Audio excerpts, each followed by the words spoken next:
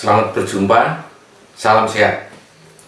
Semoga berkat kesehatan dan keselamatan selalu dilimpahkan Tuhan pada kita. Pertama-tama, perkenankan saya memperkenalkan diri terlebih dahulu. Nama Robertus Caturatmoko. Sehari-hari saya menjadi guru mata pelajaran fisika. Pada kesempatan kali ini, saya akan menyampaikan materi pengenalan lingkungan sekolah tentang lingkungan hidup dan perilaku hidup sehat. Menurut Undang-Undang Nomor 23 Tahun 1997, yang dimaksud dengan lingkungan hidup adalah kesatuan ruang dengan semua benda, daya, keadaan, dan makhluk hidup termasuk manusia dan perilakunya yang mempengaruhi kelangsungan peri kehidupan dan kesejahteraan manusia serta makhluk hidup lain. Dalam lingkungan hidup terdapat ekosistem, yaitu tatanan unsur lingkungan hidup yang merupakan kesatuan utuh, menyeluruh, dan saling mempengaruhi dalam membentuk keseimbangan, stabilitas, dan produktivitas lingkungan hidup. Masalah lingkungan hidup di Indonesia. Yang pertama, bahaya alam, antara lain banjir, kemarau panjang, tsunami, gempa bumi, gunung berapi, kebakaran hutan, gunung lumpur, tanah longsor, limbah industri, limbah pariwisata, limbah rumah sakit. Yang kedua, sosial budaya kehidupan manusia, antara lain penebangan hutan secara liar atau pembalakan hutan, polusi air dari limbah industri dan pertambangan, polusi udara di daerah perkotaan, misalnya Jakarta yang merupakan kota dengan udara paling kotor ketiga di dunia. Selanjutnya, asap dan kabut dari kebakaran hutan permanen atau tidak dapat dipadamkan, perambahan suaka alam atau suaka margasatwa, perburuan liar, kemudian perdagangan dan pembasmian hewan liar yang dilindungi, kemudian penghancuran terumbu karang, pembuangan sampah B3 atau radioaktif dari negara maju, pembuangan sampah tanpa pemisahan atau pengolahan, semburan lumpur liar di Sidoarjo, Jawa Timur, hutan asam yang merupakan akibat dari polusi udara. Pada pasal 5 ayat 1 Undang-Undang Perlindungan Lingkungan Hidup berbunyi, setiap orang mempunyai hak yang sama atas lingkungan hidup yang baik dan sehat. Sedangkan pasal 6 ayat 1 Undang-Undang Perlindungan Lingkungan Hidup berbunyi, setiap orang berkewajiban memelihara kelestarian fungsi lingkungan hidup, serta mencegah dan menanggulangi pencemaran dan perusakan lingkungan hidup. Dari pasal 5 dan pasal 6 Undang-Undang Perlindungan Lingkungan Hidup, maka masyarakat harus diberi edukasi untuk bisa ikut andil dan berpartisipasi memelihara dan memperbaiki lingkungan hidup. Hal ini termasuk kalian yang menjadi generasi penerus setiap kehidupan ke depan di bumi. Dalam kehidupan masyarakat, kalau kita lihat, masih ada ketidakpedulian dalam pengelolaan sampah yang berwawasan lingkungan, menyebabkan terjadinya banjir. Misalnya terjadi di ibu kota dan berbagai daerah lain di Indonesia. Kemudian penebangan kayu secara liar. Hal ini menyebabkan terjadinya bencana tanah longsor dan kerusakan habitat. Lalu apa yang bisa kita lakukan untuk memelihara dan memperbaiki lingkungan hidup? Yang bisa kita lakukan antara lain membuang sampah pada tempatnya. Jika memungkinkan, pilah sampah sesuai kategorinya. Kemudian menanam pohon dan merawatnya dengan baik. Pohon nantinya bisa menjadi tempat serapan air dan bisa mencegah banjir ataupun erosi. Kemudian berikutnya menghemat air. Gunakan air seperlunya.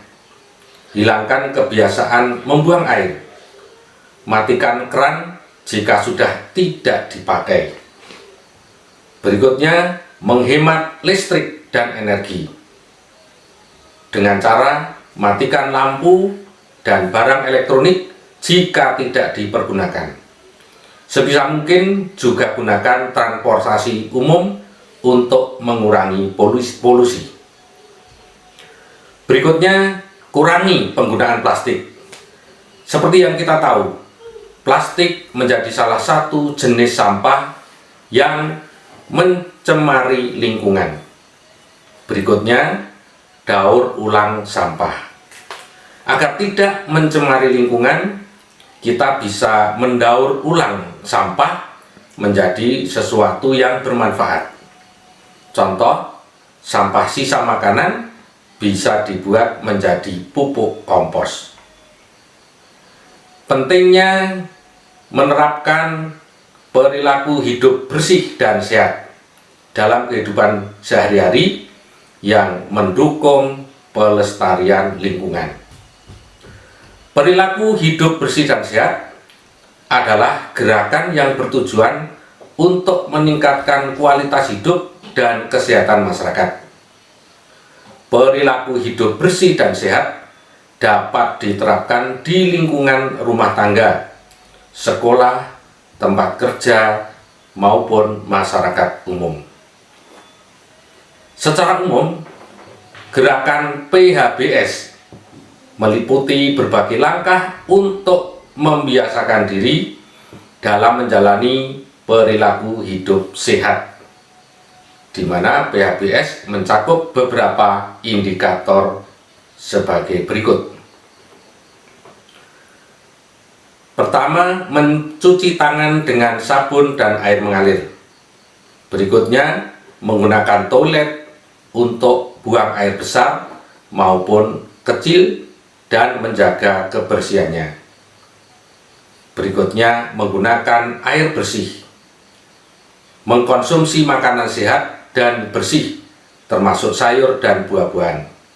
Menjaga kebersihan diri dengan cara mandi, memotong kuku yang panjang, dan menyikat gigi 2 kali sehari. Berikutnya, memberantas jentik nyamuk. Berolahraga secara rutin, membuang sampah pada tempatnya, menghentikan kebiasaan merokok, menghindari dan tidak mengkonsumsi narkoba, psikotropika, dan zat adiktif lainnya. Di samping itu, kita tahu saat ini sedang dilanda COVID-19. Untuk menghadapi pandemi COVID-19, maka berkali-kali dihimbau dan saya mengingatkan kembali supaya melakukan protokol kesehatan, yaitu selalu memakai masker apabila berjumpa dengan orang. Berikutnya, mencuci tangan pakai sabun di air mengalir. Berikutnya, menjaga jarak minimal 1 meter. Berikutnya, menghindari kerumunan. Dan untuk saat ini ditekankan lebih bagus lagi apabila berada di rumah saja.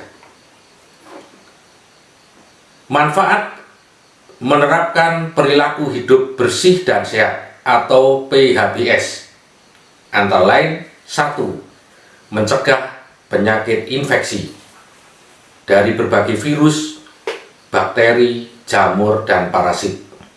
Kemudian yang kedua, mendukung produktivitas. Badan yang sehat dan lingkungan yang bersih akan mendukung kelancaran proses belajar mengajar, bekerja, dan kegiatan lainnya. Selain itu, Anda pun akan menjadi lebih nyaman dan bersemangat dalam beraktivitas. Yang ketiga, mendukung tumbuh kembang anak. Dengan kebersihan yang terjaga, anak-anak akan terlindungi dari kuman penyebab penyakit. Hal ini dapat menjadi faktor penting guna mendukung kesehatan dan tumbuh kembang anak sejak usia dini. Yang keempat, melestarikan kebersihan dan keindahan lingkungan. Lingkungan yang bersih, asri, dan hijau pastinya akan lebih nyaman untuk dijadikan tempat tinggal. Selanjutnya, saya mengajak pada para siswa semua untuk menjadi volunteer dan pionir-pionir untuk menjaga dan melestarikan lingkungan hidup, sekaligus melaksanakan pola hidup sehat, sehingga hal ini menjadi kebiasaan dan karakter kita dalam kehidupan sehari-hari. Semoga apa yang saya sampaikan dapat menambah wawasan dan mendorong kita memiliki kehidupan yang bermanfaat bagi kita, keluarga kita, dan masyarakat sekitar. Sekian, terima kasih.